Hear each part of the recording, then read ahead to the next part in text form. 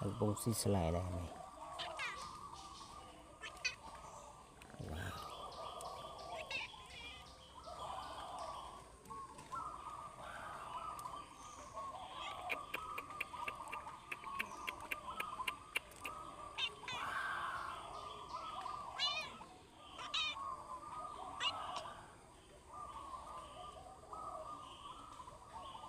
Bông xí lại chưa hả? Bông xí lại chưa hả? Wow, anh ấy khai trường vậy đó, còn trường vậy là xí nhé.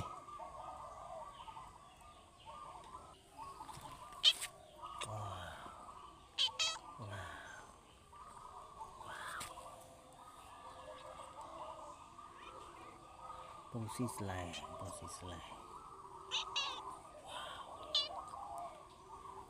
Nó mới thiệt. Wow.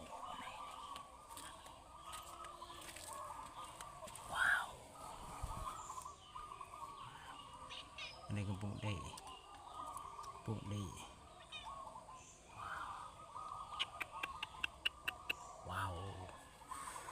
Wow.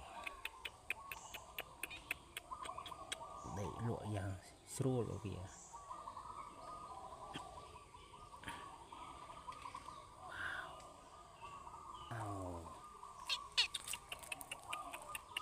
Quả này xì bàn cho ẹt nha, xì bàn cho ẹt đi tới.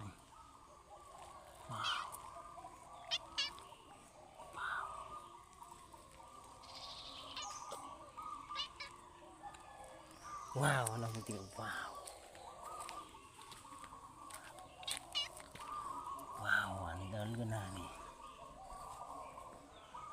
Wow. Đây cái bông tay luôn nè. Wow.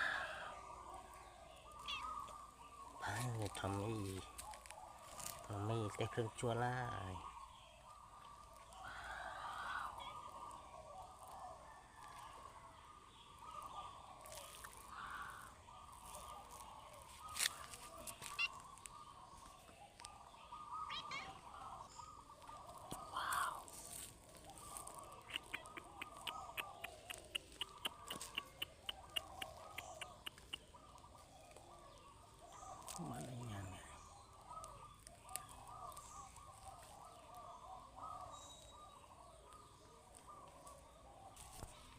Wow, thầm mấy mà không lên luôn. Nên tung bông này.